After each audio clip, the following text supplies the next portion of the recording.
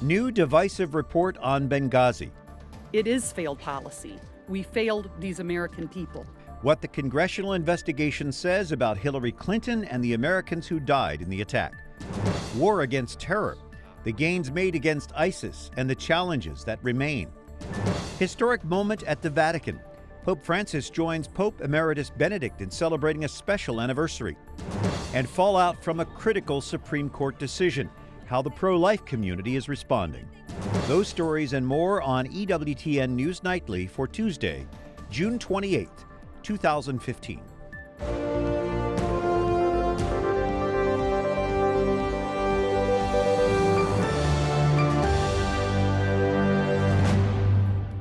Details of a developing story still sketchy tonight. A Turkish official says two attackers have blown themselves up at Istanbul's airport after police fired at them.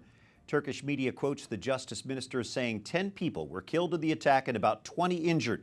The official said the attackers detonated the explosives at the entrance of the international terminal just outside security. This appears to be the latest in a series of terrorist attacks targeting Turkey's tourism industry. Good evening. Thanks for joining us on this Tuesday evening. I'm Brian Patrick. A revealing new report slams the Obama administration while giving new details on the deadly 2012 Benghazi attack. The House Benghazi Committee report gives a clearer picture of what happened on September 11th, 2012, when 4 Americans were killed. Jason Calvi joins us from the Capitol tonight with a report. Jason? Brian, the Republican report comes after a 2-year, $7 million investigation. The committee interviewed some 100 witnesses, including Secretary of State Hillary Clinton, former Secretary of State. There is no smoking gun of evidence of new allegations against her, but still Democrats of the committee blasted this report as a conspiracy theory on steroids. Benghazi panel chairman Trey Gowdy says the report was not aimed at Hillary Clinton, but finding out what happened in Libya. While these are 4 fellow Americans to us, they are sons and husbands and brothers. Gowdy urges Americans to read the 800-page Republican report, which is critical of the military, CIA, and the Obama administration. This was failed American foreign policy. The report sheds light on an Obama administration video call the day of the attacks. Rather than talking about how we're going to save them, they were concerned about whether they had permission from the Libyan government to go in. There was no Libyan government that night. They're having discussions about whether, if we went in uniform, would that look like an invasion? And what will the Libyan people think about a U.S. invasion? But the White House says claims the military was slow to respond have been debunked. They've also concluded that the variety of conspiracy theories that have been flowering on the Republican side of the aisle are politically motivated fantasies. Benghazi panel Democrats released their own report yesterday. They say the military could not have done anything differently that night to save the American lives. But Gowdy fires back. Nothing could have reached Benghazi because nothing was ever headed to Benghazi. The White House and Secretary Clinton first said the attacks were not planned terrorism, but fueled by protests of an anti-Muslim video. 2 Republicans on the panel put out their own report today, more critical of Clinton. Why do you think they presented 2 narratives? Because it was 56 days before an election. They didn't want to add the security resources before September 11th, 2012, because that would have shown that Secretary Clinton's policy in Libya was a failure, that terrorism was still running rampant in eastern Libya. But today, Clinton called the investigation partisan and says it's time to move on. Reported it had found nothing to contradict the conclusions of the Independent Accountability Board or the conclusions of the prior multiple earlier investigations. House Majority Leader Kevin McCarthy last year suggested that this committee's investigation was resulting in, at the time, slumping poll numbers for Hillary Clinton. And you should remember that it was this investigation and this committee that first found out that Hillary Clinton was using a private email server for her official work as Secretary of State. The FBI is now investigating that issue. Brian? Jason Calvi at Capitol Hill. Thank you, Jason.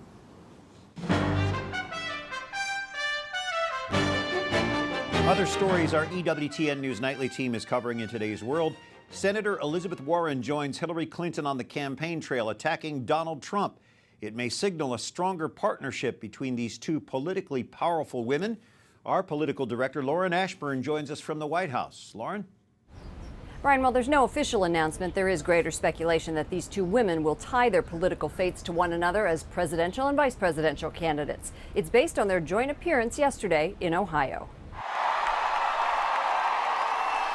With Massachusetts Senator Elizabeth Warren playing the role of attack dog in chief, the two most powerful women in the Democratic Party ignited their base. Donald Trump says he'll make America great again. It's right there. No, it's stamped on the front of his goofy hat.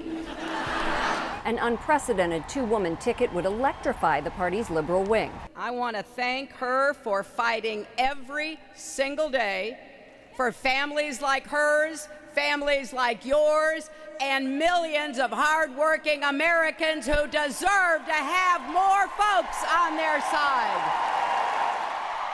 But the Clinton-Warren relationship has not always been filled with hugs, and over the years has been described as frosty. Trump has blasted Warren as Pocahontas, claiming she made up her Native American history. Pocahontas, that's this Elizabeth Warren. I call her Goofy. She is, no, Goofy. She gets less done than anybody in the United States Senate. She gets nothing done, nothing passed. She's got a big mouth, and that's about it. Senator Warren is being vetted by lawyers involved in Clinton's search for a VP. They've asked Warren for documents and to complete a questionnaire. The next step is a private interview with Hillary Clinton herself. Back to you. Thank you, Lauren. Ashburn at the White House. And the president's special envoy in the fight against ISIS claims morale within the terrorist organization is plummeting. He also says coalition forces are gaining momentum in Iraq. Wyatt Goolsby covering that testimony from Capitol Hill today. Wyatt? Brian, Brett McGurk, the American representative to the coalition fighting ISIS, told lawmakers they are making progress, saying that ISIS days in Mosul, Iraq are numbered. Still, some lawmakers are skeptical that the Obama administration is moving fast enough to defeat the terrorists. It's extremely difficult, and it's why there's this balance between speed and sustainability. I mean, it's true, we could maybe do some things to really speed it up, but then you won't have sustainable gains. Brett McGurk laying out the challenges to U.S. and other coalition forces pushing back against the Islamic State. McGurk told the Senate Foreign Relations Committee ISIS is losing ground, losing money, and struggling to maintain a disciplined fighting force. What I do think they will try to do, as they're losing territory, as they're losing their central narrative of this caliphate, this kind of state that they are creating, they will try to inspire through the internet these lone wolf types of attacks. McGurk made reference to the Orlando shooting 2 weeks ago when the gunman pledged allegiance to ISIS. He says no direct link has been found. McGurk's testimony comes just 2 days after a senior Iraqi commander declared the city of Fallujah to be fully liberated. Fallujah has been under ISIS control for 2 years. But Republicans like Ron Johnson remain skeptical. We can nibble around the edges. We can make some progress. We can push them out of Iraq, but they remain in Syria. Johnson says the Obama administration has failed to fully eliminate the threat. We've erred on the side of caution. We're not leading enough. We're not being aggressive enough. We're not being robust enough in our efforts to actually defeat ISIS. Democratic Senator Tim Kaine agrees that the U.S. needs to do more in the fight, but he criticizes Republicans for not granting the president's request to formally authorize the use of military force. I think the reason for it is people would rather criticize the president than actually cast a vote and be held accountable. Republicans and Democrats still disagree about the specifics behind any military authorization bill. McGurk insists that the U.S. and its allies are making progress, stating that no significant territory liberated by coalition-led forces have been reclaimed by the extremist group. Brian? All right, Alan. Thank you, Wyatt. We appreciate it. European leaders meet today in Brussels discussing Britain's exit from the EU. While some verbally attacked one another, a Scottish MP got a standing ovation. Now, colleagues, there is a lot of things to be negotiated. We will need cool heads and warm hearts. But please remember this. Scotland did not let you down. Please, I beg you, chers collègues, do not let Scotland down now. People in Scotland and Northern Ireland voted to stay in the EU, but they were outnumbered by other UK voters. European leaders will hold a special meeting in September on the future of that organization without Great Britain. A federal judge rules against a section of Mississippi's religious objections law. That means county clerks in that state must now issue marriage licenses to same-sex couples, even if that violates the clerk's religious beliefs. We're still waiting for rulings on 2 other lawsuits. Those outcomes could affect school bathroom policies for transgender students. The Supreme Court rejects an appeal from pharmacists who have religious objections to prescribing abortion-inducing drugs. Justices say Washington state may require pharmacies to dispense Plan B or other emergency contraceptives. Calling the court's action an ominous sign, Justice Samuel Alito wrote a stinging 15-page dissent. It says, if this is a sign of how religious liberty claims will be treated in the years ahead, those who value religious freedom have cause for great concern. Stephen Aden, senior counsel at the Alliance Defending Freedom, is with us. Stephen, do you agree with Justice Alito's concerns? I certainly do, Brian. This is a sign that the Supreme Court will not necessarily recognize the long-held, long-established, and long-respected religious beliefs of many, many Americans. Justice Alito's dissent for 3 members of the court, by the way, including the Chief Justice, says it very clearly. He said that this is a situation where Washington state reached out to discriminate against religious pharmacists who would not dispense Plan B because of their religious scruples against a drug that can cause abortion. And yet they were, although they prevailed in the trial court, they were rebuffed by the Ninth Circuit Court of Appeals, which held against them, and they were rebuffed by the Supreme Court. As Justice Alito said, for these 3 members of the court, if this is not the kind of case that the Supreme Court would take to exonerate the religious beliefs of Americans, what case would it take? So this coming on top of yesterday's disturbing ruling. It was called the biggest pro-life or abortion case in 25 years. Put that into perspective. Well, the way I put it in perspective, Brian, is I say that it really is the only case that they have won in the High Court in many, many years. And in many places, the pro-abortion movement is losing ground and the pro-life movement is winning. Yesterday was certainly a setback, especially for Texas. We may see some clinics reopen. That's an open question, though. And it is because the record in the trial court was not clear on why they closed in the first place. In fact, the owner of the chain of clinics, that's the lead plaintiff, Whole Women's Health, Amy Hagstrom Miller, said to the Wall Street Journal twice that she was more concerned about Planned Parenthood because Planned Parenthood was cornering the market for abortions. So it remains to be seen what the impact of the regulations is, but certainly it is a setback, but I think that on balance, the pro-life movement will continue to move forward, continue to keep its head high, and continue to drive the rate of abortion down to where it is now, back to where it was in 1973. Justice Kennedy seems to be really wielding a lot of power. Were you surprised that he voted with the majority in this case? I was surprised at his silence, Brian, because he voted with the majority, but he did not speak for the majority, Justice Breyer did, and he did not write his own opinion. So we're left to guess what Justice Kennedy was thinking. He said a lot of things in the last go-round, Carhart versus Gonzalez 10 years ago in the court, that he was silent about this time. Things like the value of giving deference to the legislature on abortion matters. Nothing like that from Justice Breyer today. It's all about the court second-guessing what the legislature said. And there were many things like that. So in the next case, and I hope that it is soon, we hope that Justice Kennedy will reemerge as a voice for life. We can pray for that. Help us. Amen. Stephen Aden with the Alliance Defending Freedom. Thank you, Stephen. Thank you, Brian. And the Vatican today hosts a special reunion of Pope Francis and Pope Emeritus Benedict XVI, who is celebrating 65 years as a priest.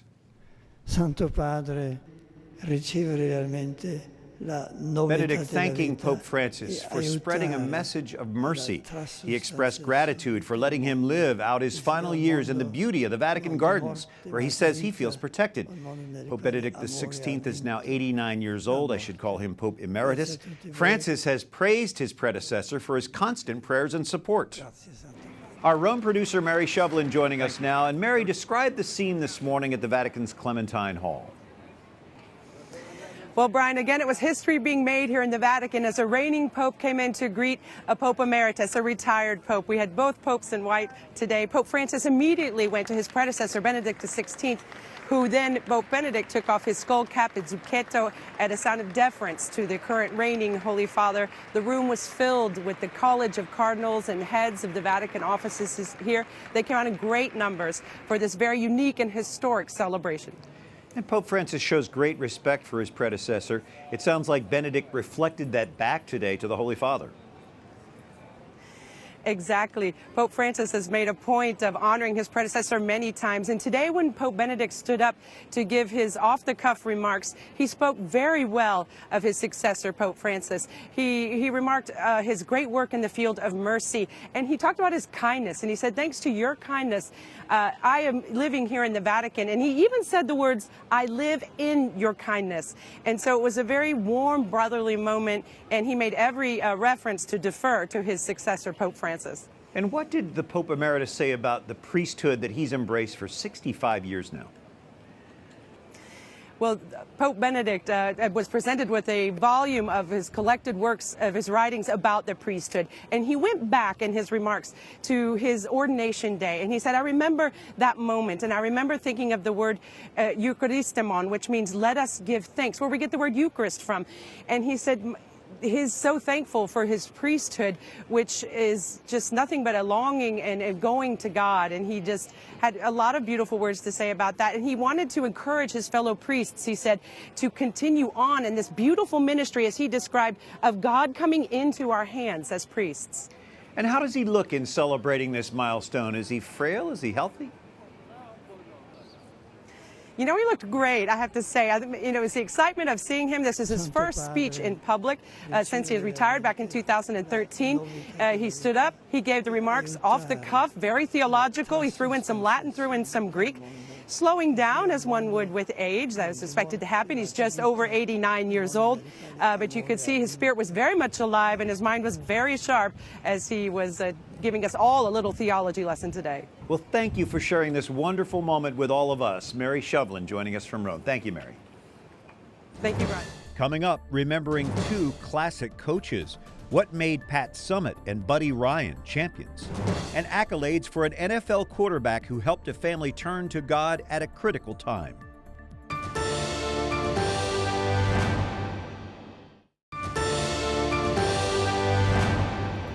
St. Irenaeus, a father of the church, is celebrated on the church calendar today. He vigilantly refuted the Gnostic philosophers. He was martyred in the early 3rd century. Thanks for joining us on this 28th day of June, a Tuesday. I'm Brian Patrick.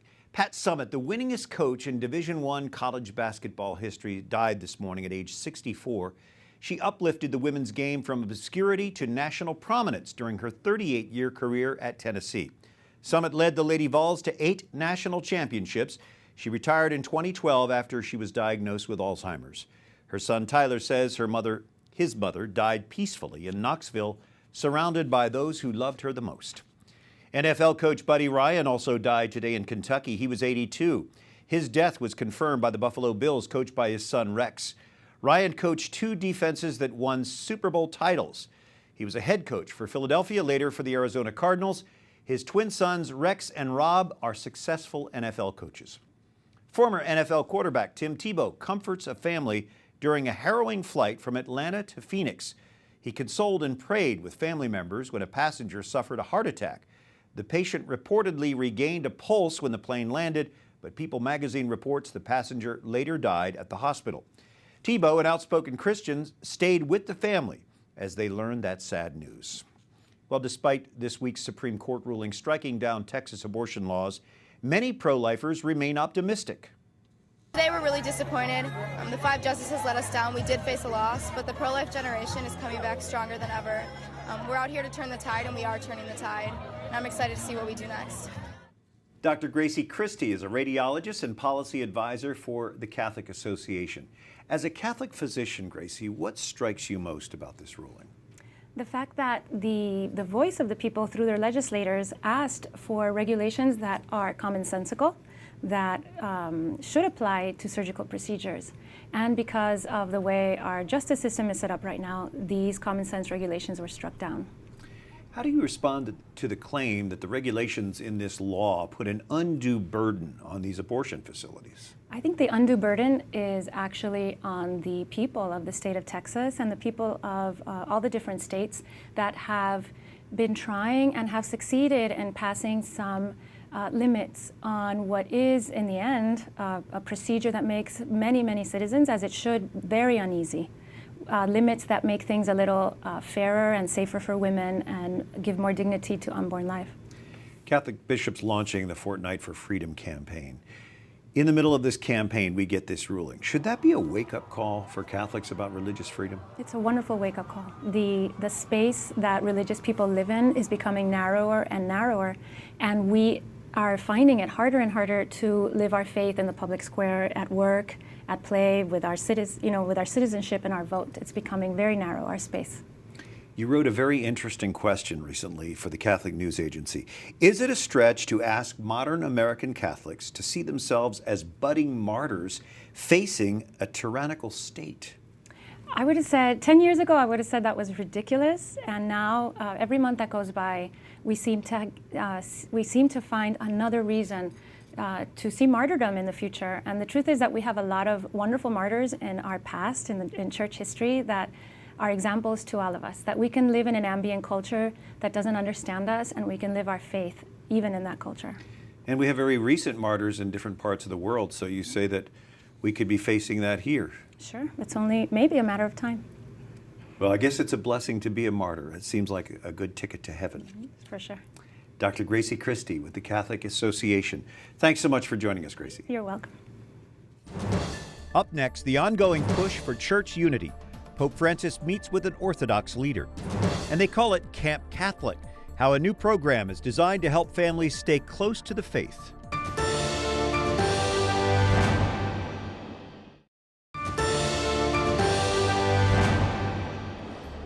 Wall Street more than makes up for Monday's big losses. The Dow closes up 269 points. Today, the Nasdaq adding nearly 100. The S&P 500 gained more than 35 points. Thank you for joining us this Tuesday evening. I'm Brian Patrick. Volkswagen agrees to the largest class action settlement in U.S. automotive history. VW will pay $14.7 billion for programming diesel vehicles to cheat on emissions tests. A top Justice Department official calls it one of the most flagrant violations of consumer and environmental laws in our nation's history. By duping the regulators, Volkswagen turned over 500,000 American drivers into unwitting accomplices in an unprecedented assault on our country's environment. The settlement says VW must either buy back or repair about 475,000 vehicles. The company must compensate affected car owners with payments of up to $10,000, depending on the age of their vehicles. Pope Francis meets today with Orthodox church leaders. A delegation from the Ecumenical Patriarchate of Constantinople came to the Vatican following their pan-Orthodox meeting in Crete. Their visit coincides with tomorrow's feast of Saints Peter and Paul, patron saints of Rome. Well, summer is no time to take a vacation from our faith. Catholic Extension, supporting poor mission dioceses across the U.S., launches Camp Catholic for the summer. It's a virtual summer camp for people of all ages to strengthen their faith. It includes a weekly email with the gospel reading and spiritual reflections.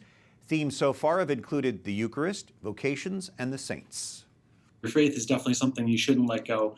So we thought Camp Catholic would be a good way for people to just take that little extra time. It's really easy. You're checking your email every day anyway. And so you get this one message a week, and it gives you a chance to just, think about your faith a little bit more, take that time beyond just going to Mass once a week. To become an online camper, you can go to CatholicExtension.org. You can click on the Camp Catholic banner. Thanks for joining us this evening. For the EWTN News Nightly team, I'm Brian Patrick, and as we leave you tonight, we revisit today's historic and beautiful celebration of the 65th anniversary of Pope Emeritus Benedict's priestly ordination. Good night. God bless.